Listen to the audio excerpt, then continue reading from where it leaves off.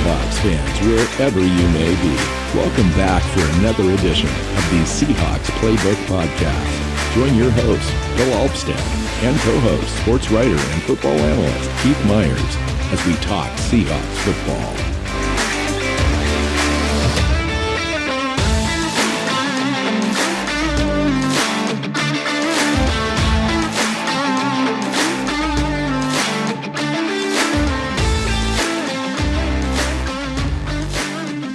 Hey, Seahawk fans. Welcome back to another edition of the Seahawks Playbook podcast. I'm your host, Bill Alvstad, sitting down, as always, with co-host Keith Myers, here to talk NFL 2023 draft prospects. And we are at the point where we're talking about interior offensive linemen, centers and guards. Keith's happy again, 2 shows in a row. How about that? Yeah, 2 shows in a row about offensive linemen, which is awesome. And this one happens to correspond to Seattle's biggest offensive need. They have got to fix the interior of the offensive line. They fixed the tackles last year, getting both starters in last year's draft. This year, they've got to get at least one starter, either at center or guard, preferably, in my opinion, center, given the news that came out today. I would like to see both. I'm also greedy and understand, you might want to have 4 starters in their first or second year, all at the same time. That's maybe not the best plan, but I'm game for it anyway. So, we'll see. Well, there were times where, Seattle was very successful as far as, protecting Geno Smith and allowing the offense to do its job, to create running lanes for Ken Walker. Earlier in the season, it was Rashad Penny in the first couple of games. I thought overall the offensive line performed league average, which actually is an upgrade from where we have been. From where they have and with been, the, yeah. And with the 2 tackles, we've got the outside solved now. Austin Blythe was at center. He's an unrestricted free agent. We had Damian Lewis on the left side at left guard. He's back for another season. I think that's his final year. They'll have to figure him out in 2024.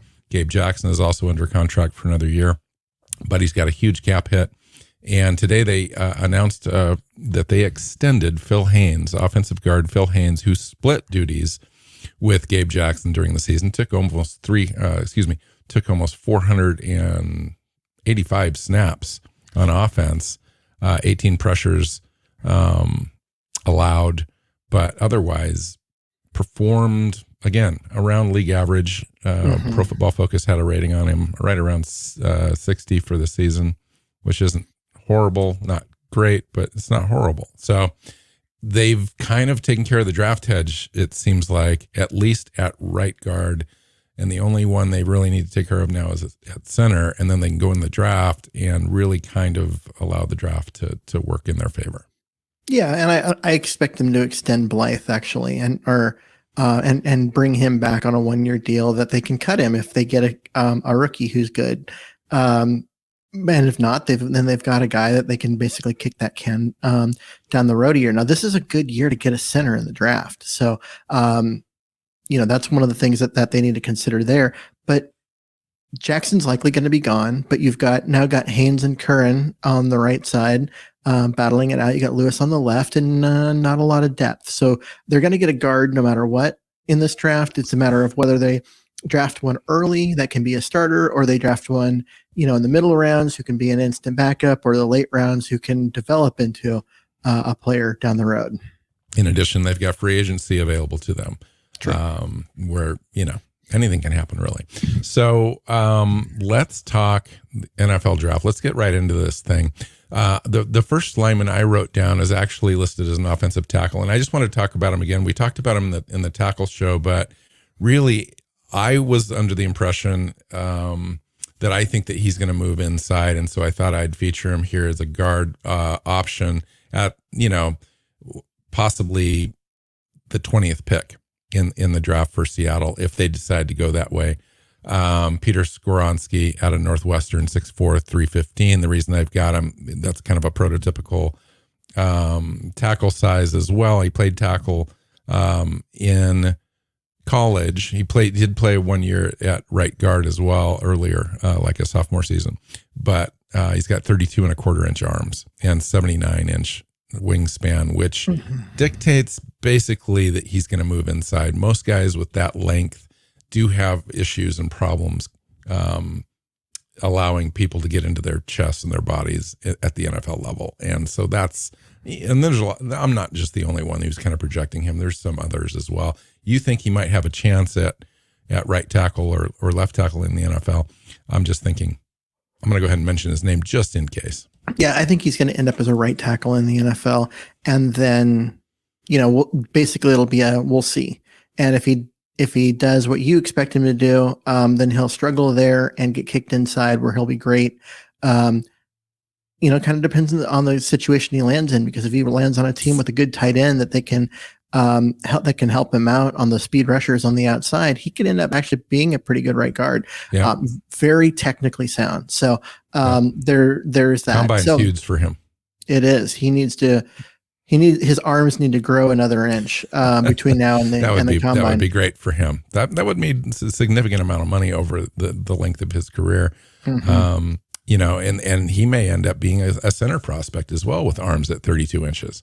Actually, yeah. And at that size, because he's not the 340-pound guard. He's a, tackle prospect at 315. And he's very athletic. He's very agile. Putting him at center actually makes a lot of sense. Yeah. Interesting. All right. Kind of sounds like we're talking about Justin Britt, doesn't it? Well, Justin Britt was a little heavier, wasn't he? Justin Britt was like 335, I think. But he was awful at tackle. He was awful at guard, even worse at tackle. And then they moved him to center where he was pretty damn good. So, yeah, we'll see. If they draft a player at 20, I don't want it to be him. I want them to draft Osiris Torrance, the guard. Road grader. I mean, this guy is a mountain. He's huge.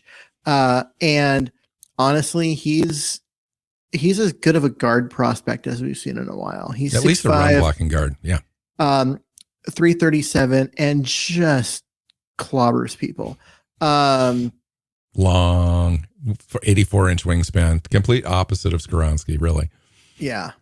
I mean, he's a guy that if he had played tackle in college, he might be, a top 10 pick. I agree with that, actually. But they never moved him outside for whatever reason. We don't know. We'll see what happens he's got combine. A 5.40 40. So maybe his feet aren't the quickest.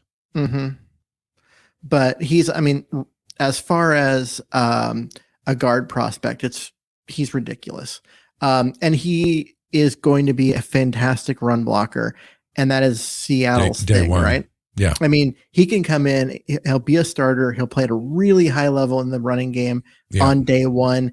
And honestly, if they're going to draft an interior offensive lineman at 20, I would prefer it to be Torrance over Skoronski. I do too, for all the reasons that you said. And he's ready-made. He's ready day one starter. We don't know if Skoronski's going to need a little bit of time.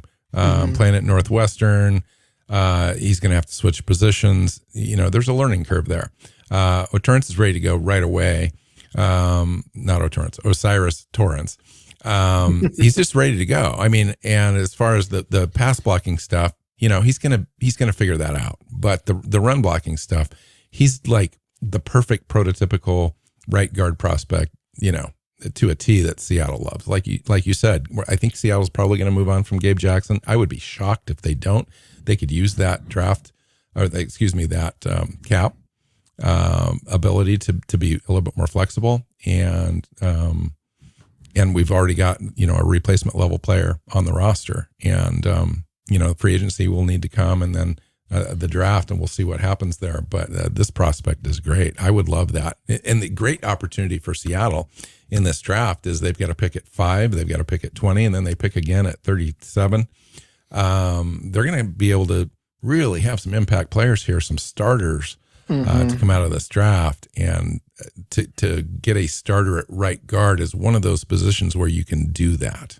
Yeah, you can definitely get, right guard, center. If you want to draft a guy at 20 or start at 20, move back to 25 and then get some extra picks that way and then draft your player, you can get a starter, a really high end starter on the interior of the offensive line. Would you feel comfortable if Seattle had 2 high picks invested in the offensive line at guard and center and have them both start day one in this offense?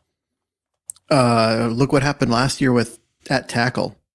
The idea that you would have 2 tackles and 2 interior guys and then Damian Lewis, you're looking at an offensive line that could be the best in the NFL. Maybe not this year because there's the growing pains and all of that, but you're looking at the 2024 season where Seattle's walking in with the best O-line in the NFL, and I would be all over that. That would be something, wouldn't it? Yeah, we're not used to that. We're not used to that. That could definitely happen this year. It really could. I mean, nobody's really completely satisfied with Austin Blythe. I think the team likes Austin Blythe. I think the players like Austin Blythe. But let's be frank, he gets physically overwhelmed with today's NFL tackles that exist, and with what Seattle wants to do, both in pass protection and really dictating terms running the ball. It just doesn't seem like an ideal fit for me. But then again, I'm not Andy Dickerson there as the offensive line coach for the Seahawks, knowing what they want to do. Maybe a guy like Austin Blythe, given his shortcomings, is something that Seattle can live with, as long as everyone else is doing well. So, I mean, it's one of those things where you can't have all pros everywhere. The NFL salary cap situation makes it so you can't. So there's got to be some place where you have to skimp a little bit. Now, hopefully when you skimp, you're skimping with a rookie or a guy on a rookie deal, so they're cheap. And then you have to let them walk afterward because it's a position of non-value. But yeah, I mean, you have to find balance with all of this. And it's just kind of the way it happens. So we've talked about your favorite offensive guard prospect. Can we talk about your favorite offensive center prospect in this draft?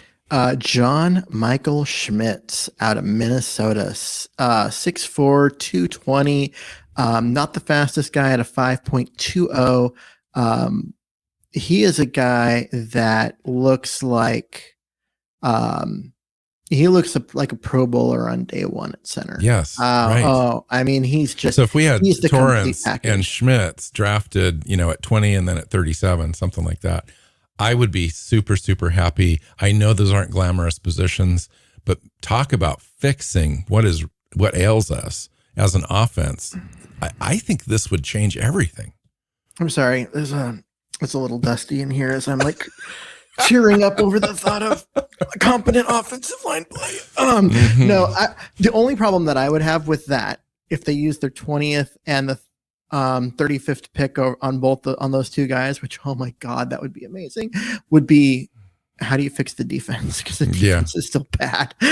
Well, one of the ways they do that, you need to get one of those 2. Both is kind of, it seems like it depends on the way the draft falls. If they fall in love with John Michael Schmitz, which they might, they're very much Senior Bowl oriented folks.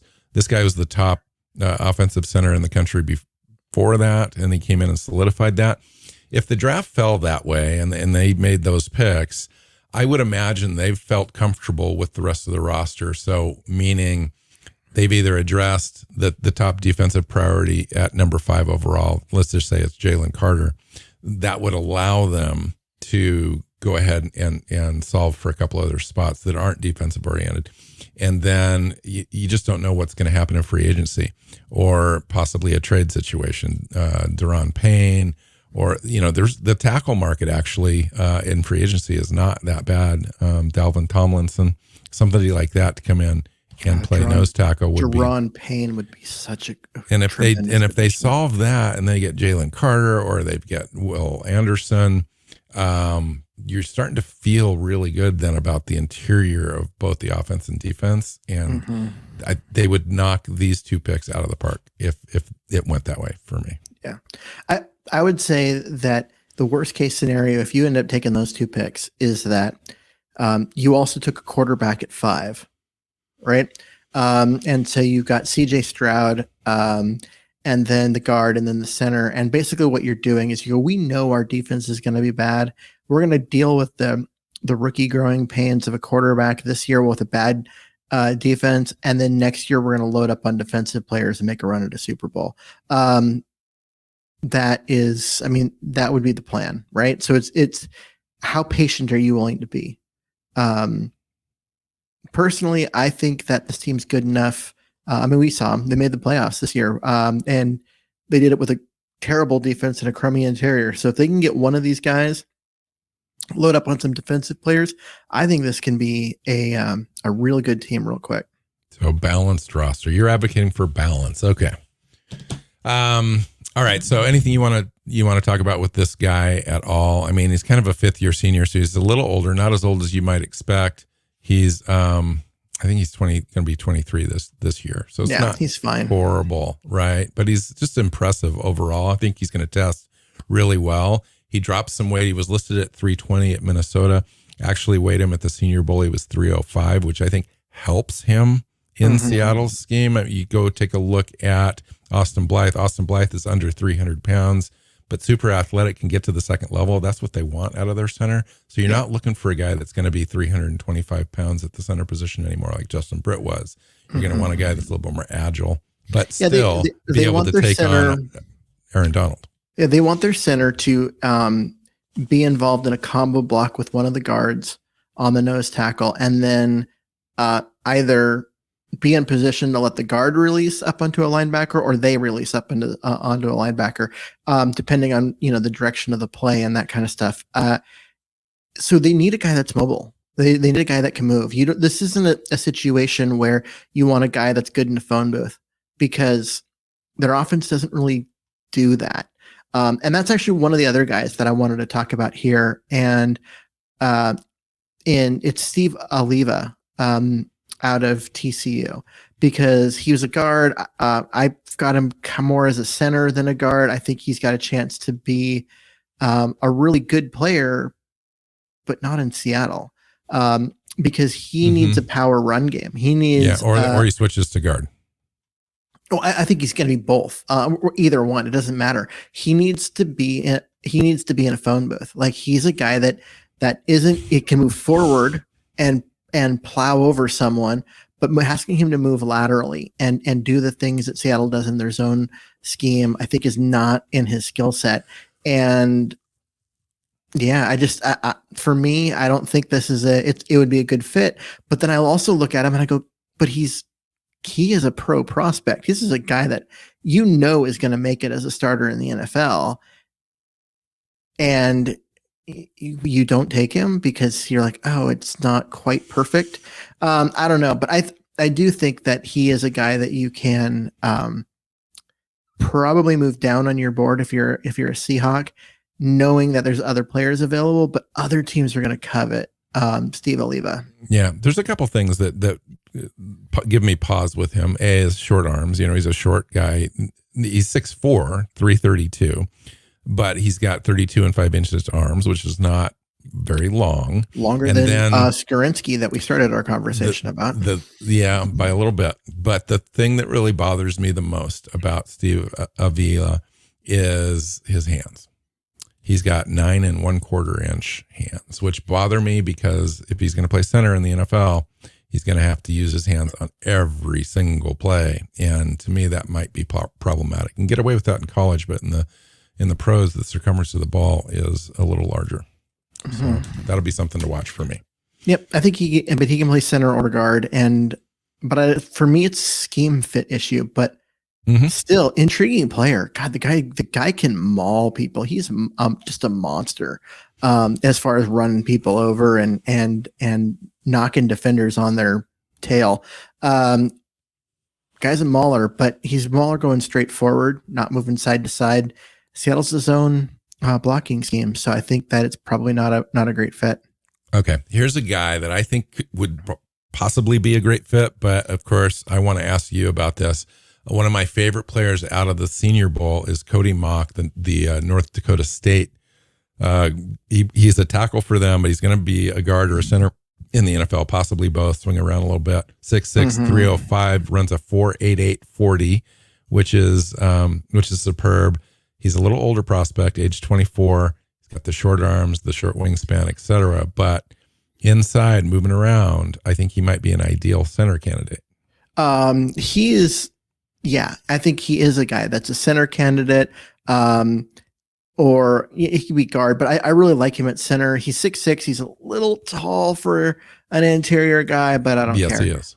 It's more of for me, it's more of his age and just inexperience on the inside. But man, I think he is a guy that's going to be a good center in the NFL. He's got to adapt. He's got to learn to make he's got to learn to make the line calls and do the stuff that a good center can do. But athletically, he looks like he could be great. And athletically, he came into the North Dakota State program at 221 pounds as a tight end. So athletically, he's great. Okay, so I'm going to pause you just for a second. I heard you say a lot of learn and adapt. And adapt. So where does that put him in the draft? I actually expect him to go a little lower, in part because it's a combination of low level competition at North Dakota State and the fact that he will be being drafted to play a position he's never played. And so I was thinking he'd probably go somewhere in the 60s, maybe early 70s. And we're talking third round to get a guy that has elite starter caliber measurables. Yes. It's just a matter of can he learn quickly. Yeah, how quickly can he transition? Yeah. Interesting. But at the same time, like honestly, if they were able to get him with a early third, like say they moved down number from 83 or moved down from 83.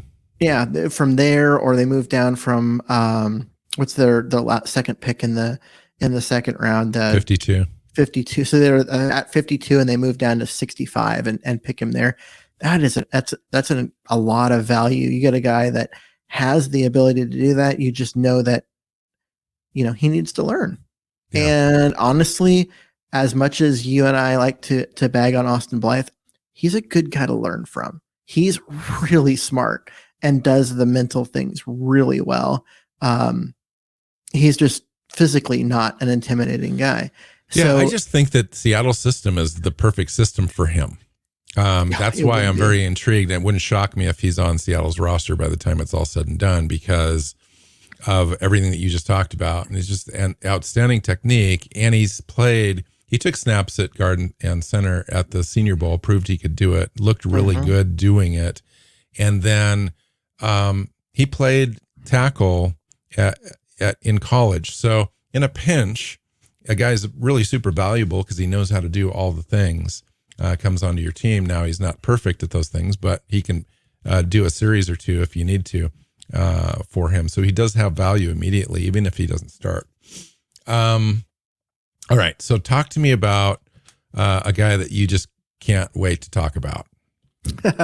How about Emil Ekiyor Jr. out of Alabama? Guy played guard. Hasn't played center since high school, but he did play center in high school. And Saban reached out to the guys at the Senior Bowl and said, "Hey, make this guy take snaps at center. Trust me." And he was like, "Cool, I'll do it." And he moved over. He played center and looked really smooth and like a guy that was natural. Even though he never played center in college, it looked really natural for him. He's 6'3", 317. So that 6'3" is more of a center than a guard anyway.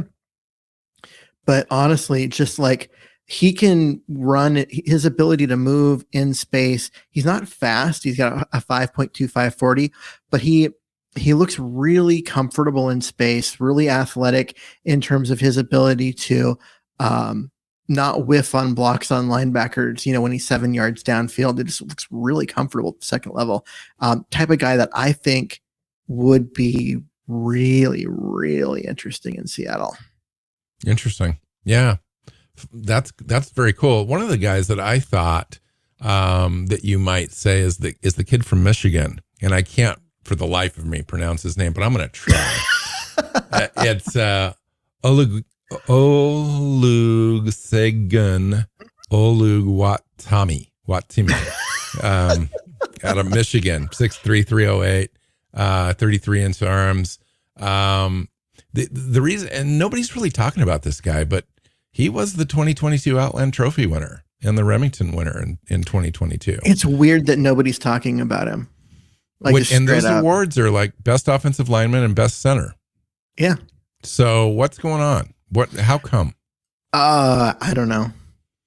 I mean, some guys that doesn't transfer or, it doesn't translate from college to pro, but I don't see why it wouldn't. I mean, this is a guy that can play. Mm-hmm. He straight up can. And, I think it's more of a thing that, other guys are exciting and, ooh, here's this person we've never talked about and all of that. But he's just such a smooth athlete. And, his ability to block in space and is what I like about him. Like, he's a guy that, what I was just saying, about the guy before, but his ability to work at the second level and to get outside. If you want to pull him and have him be a lead blocker, he can do that. And those are the things that you've got to be able to do in Seattle's offense. You've got to be athletic enough to move if you're going to be a center, and he clearly can. I mean, this kid and the kid you just mentioned from Alabama, Akayor Jr. These guys are like fourth round prospects, but they're still really good prospects. And and the reason that I mentioned this guy is I think Seattle could find value if they decided to go defense, but still needed to address their interior offensive line by the time they got to the fourth round. There's still some guys around that could come in and at least be upgraded backups than we currently have. We've been in the Kyle Fuller train now for 2 or 3 years, and it's time to invest now in a younger prospect. I think at that position, it'd be kind of cool to bring in a guy like that. Well, yeah, bring in a guy with the talent to eventually develop into a starter, and that's what you're looking at here. And just athletically enough, I think one of the things that if you look at, I'm not going to try and pronounce his name, but there are some times when he's caught bending at the waist a little too much and that kind of stuff, because he doesn't necessarily trust his athleticism that he can actually slide over and get into position. But he's actually really athletic and can do it. I think he just needs better coaching. He needs, just to get an opportunity to get into the pros, get into a pro system, and really learn. I think he could be a really good player. Yeah, interesting. All right, there are a number of middle of the draft guys at the offensive guard and center positions in this thing. Andrew Voorhees, the kid out of USC. Really strong, big, 6'6", 325, can play either left or right guard in the NFL. Could play center too if he was asked. Somebody like that would be interesting to me. How about Joe Tippmann out of Wisconsin? What do you think of him as an offensive center prospect? Yeah, so he's a guy 6'6", and he's a little tall for a center, and that's kind of my concern. Is he's a guy he's tall and he plays tall, so guys get underneath him. But again, this might be something that you can coach. But man, this guy is a mauler. He will take guys and push them 10 yards downfield. He's a super freak athletically guy, and then he's got that super mean streak with it. And honestly, like I said, he's tall. He's a little tall for the inside, but he's super athletic. A little bit of coaching to help him keep his pads low on every play and not have him stand up quite so quickly, and he's just going to kill people. Yeah, I mean, he probably looks more like a tackle, but he looks like a tackle, but I don't think he's a guard. He looks like a tackle in terms of his size, his length, all of those things. but I think his feet are that of a guard, not of a tackle. Powerful is what comes to mind, not quick. And you want quick at tackle. But man, this guy will run people over. And he's going to test really well at the combine. I mean, I understand he runs a 1.65 split in the 40, which would be the best split of any offensive lineman at last year's combine. If he does that, he's going to move up, because he's a guy that people are going to look at and be like, okay, we see the athleticism, we see the power, and then you show that kind of explosiveness, not just power, but explosiveness to blow people off at the snap. And NFL teams are just going to come running. Yeah. Really. Yeah. Right. Plus you combine that with the powerful hands and the strength. It's like, to me, he's a riser. He'd be a guy that comes out of the combine and helps himself. It shows, what he did on tape, backs it up with the agility times and so forth, and moving around, comparing him to other prospects. I think he solidifies himself and he kind of moves up a little bit. And to me, if it wasn't for the 6'6" thing, I mean, maybe it was 6'4", he'd be a perfect center prospect, I think, for the Seahawks, because he can get to that second level. So we'll see. One guy that I think our listeners might want us to talk about, just because he's from, University of Washington here in Seattle, and would be Jackson Kirkland. And he's 6'7". Talk about a tall prospect. 322. Honestly, this is the guy that there's things that I really like about him, but there's some things that give me serious pause. One of which is his height. He gets out leveraged a lot. He's bigger and stronger than the defensive linemen that you see him play against in a lot of his college games, but he loses because they get under his pads. You saw that in when he played like a team like Washington State, and he had no business, getting up sacked in that game, but he did. And so that's the kind of thing that I worry about. But he can play guard. He can play tackle. He is a pass blocker. He's really smart in his setup, his ability to read what's going on, block the guy in front of him while also having his head move around and watch everything going on around him. Honestly, plays a little nasty. Coaches love this guy. Oh yeah, he's a guy. There is a lot to like. You're right. I think but God, man, that 6'7" frame just leaves me and short arms wondering. So he's that 6'7" guy, but he's got 33-inch arms, and so it's kind of a little awkward there. And an 83-inch wingspan, so he's got really broad shoulders, short arms, very tall. So he's top heavy. He's a little top heavy. Is the kind of guys that have the long torso. He's a long torso guy. And sometimes you end up bending. You mentioned the bending issue with the other prospect here. You end up reaching and bending a little bit when you're like that. And unless you really spent time in the weight room developing your leg strength and so forth, which he would probably need to do. I understand he's an excellent pass blocker right now, ready to go. But the run blocking thing would need some work for him, and that's why he's dropped as a prospect. That's why he's a fifth-year senior too, because of injury concerns. He started as a freshman, which is outstanding, going to the University of Washington, starting as a true freshman, but then he's a fifth-year senior as well. So he's 24 right now. He'll be 25 early in the season. And that is a concern as well. But honestly, he's got the versatility that teams really like.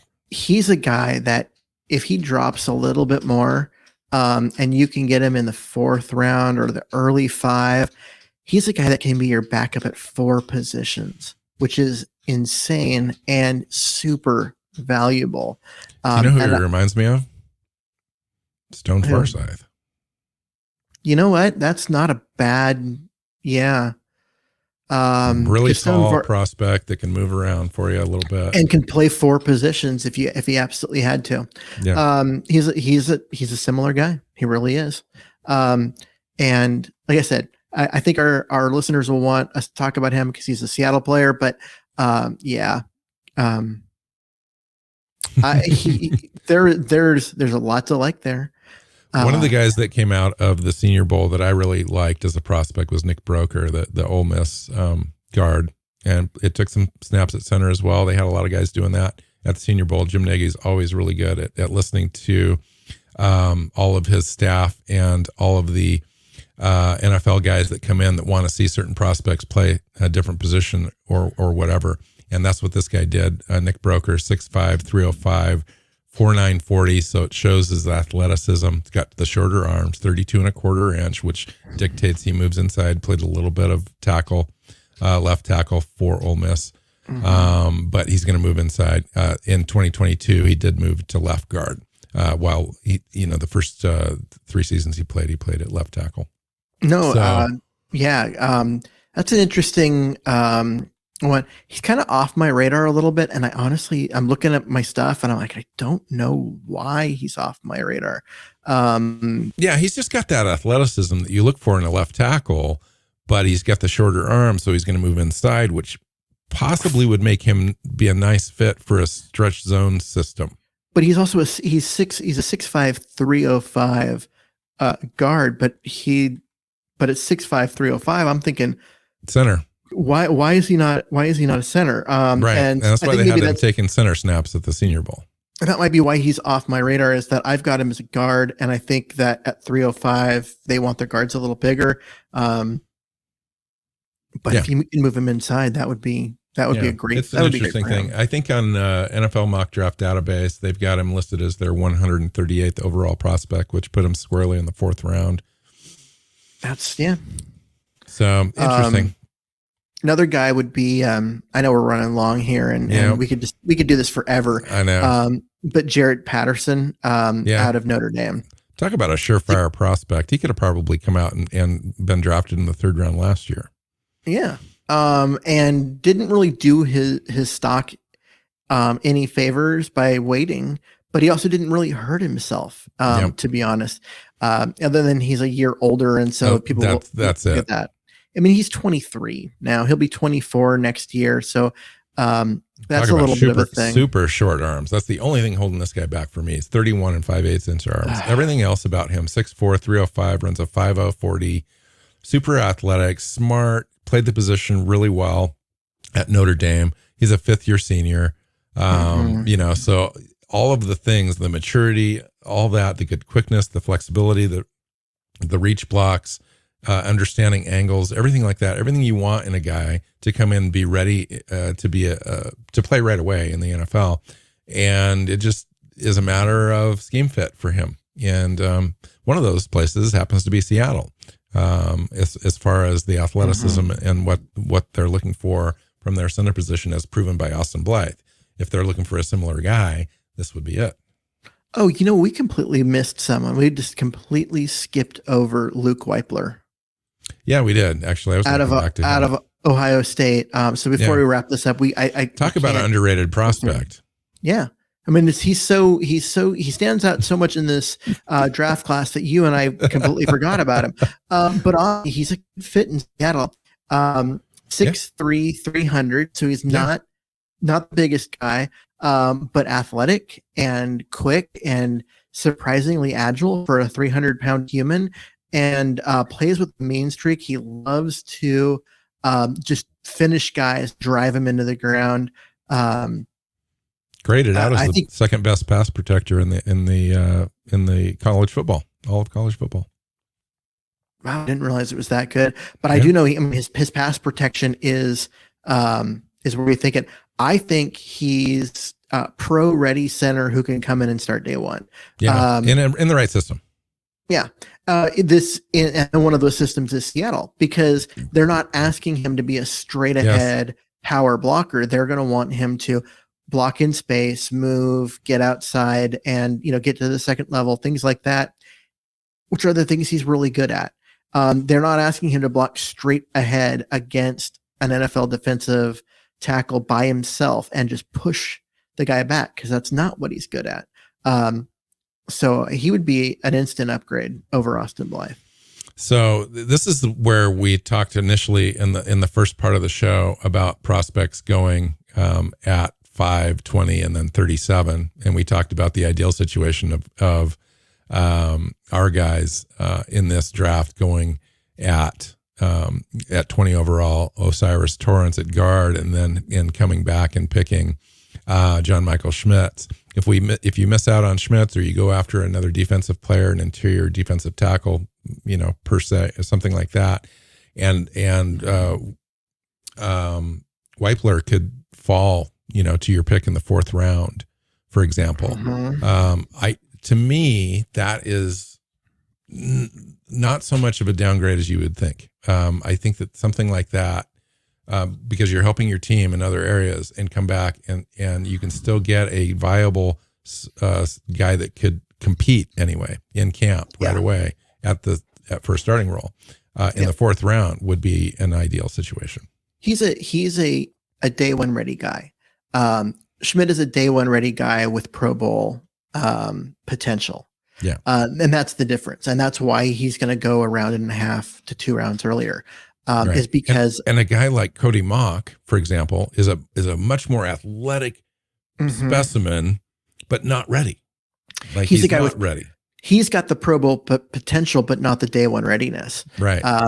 And so it comes down to if you're not going to go get Schmidt, then which one do you prefer? Do you want the high end potential or the guy that can play right now? Right. And you look at what Seattle did at cornerback last year. They took the guy that can play right now over the high end potential, and then came around and got the high end potential with the next pick. I like it. And the high end potential guy ended up starting day one. I do see Seattle doubling up in this draft again. I've been looking at this thing over and over and over again, and I'm thinking, okay, Seattle's going to draft a couple of defensive tackles in this draft. They are. One of them is going to be kind of a 3 tech, can slide outside kind of a guy, and another guy's going to be a true nose tackle. And then at offensive guard and offensive center, maybe guys that could play both. With both of those draft picks, I think they double up on the interior of the offensive line out of this draft. I just really think the need is there. Even if we do anything in free agency, I think we're going to have to get some young talent out of this draft, because that's where the talent is and the value in this draft, because it's pretty deep. And we've talked about a lot of prospects, and there's probably 4 or 5 more that we could talk about right now and still not get out of the 5th round. Yeah, there's probably about 20 more that I could talk about, but I honestly know that I can talk about 7th round offensive guards and be happy about it, but no one's paying attention to me. So we'll let that slide and not bore people. So that's funny. Yep. Yeah, cool. So, all right. So why don't we cut this thing off? I would suggest, guys to go out and play around with mock drafts and so forth. I talked to Denny at the NFL mock draft database yesterday to see if I get him to add back our 7th round pick, 238 overall in the mock draft, so that it would just be that much more authentic. He hasn't done it as of a couple hours ago, but he's going to end up doing that for us. So, anything else? What's our next show? What are we doing? Our next show, are we doing defensive tackles? Or I know you're itching to do a mock draft. I want to do a mock draft show. They're so much fun. Why don't we do both? Because I think the next time we record, we're doing 2 shows. Okay. We'll do one of each. We'll do a mock draft and we'll do defensive tackles. How about that? I'm kind of dying to do a mock draft show just because they're fun to do. Are they meaningful? Are our predictions going to be right? No, but they're a lot of fun, and it's just fun to look at who might be available and really start thinking of how they fit in with the team and that kind of stuff. Yeah, that's the big thing, I think, for both of us. I think for a lot of people is it's not necessarily the actual player, it's the type of player, where they're at and available in the draft, how the draft kind of falls, and the choices you make to kind of make sure you're creating a well-rounded draft and not just focusing on certain position groups. And with Seattle, it comes down to, it's like, are you going to draft defense at 5 and leave quarterback and say, we're going to roll with Geno and see what happens down the road? Or do you draft quarterback at 5? Or do you risk drafting defense and hoping a guy like Anthony Richardson is still there at 20? Yeah. You know what I mean? And so there's like intrigue. And so that's part of the reason why I think that the mock drafts are fun, and our mock draft shows are some of my favorite. Well, they are. They're awesome. And what I will do this time is I'll ask if we can do a couple of trades, because I think the last time that we did a mock, we didn't do any trades. We just kind of did straight off the board, which is great. Mm-hmm. But how many times while we were all of our draft picks were in the 20s did John Schneider elect to drop back Every a little time. bit to Every get freaking and we time. haven't done that for a couple of drafts. And so to me, being at 20, this could be an opportunity to see John Schneider resurrect his Trader John mantra and move around a little bit to gain some value. And so I'd like to have a couple of trades available to us if we so choose to use them. Let's do that. We'll do 2 trades. And Cool. cool. This will be fun. I'm excited. Let's do it. Yeah, awesome. All right. So let's get out of here for now. Find Keith on Twitter at Myers NFL. You can find me at NWC Hawk. The show is at Hawks Playbook. SeahawksPlaybook.com is the website. You can find us on your favorite podcast platform and YouTube. Hit that subscribe button and please share it if you like it. So until next time, go Hawks. Hawks. Seahawks Playbook podcast listeners, thanks for joining us for another edition of the show. You can find us on Twitter. Bill is at NWC Hawk. Keith is at Myers NFL. And the show is at Hawks Playbook. You can listen and subscribe to the show at SeahawksPlaybook.com.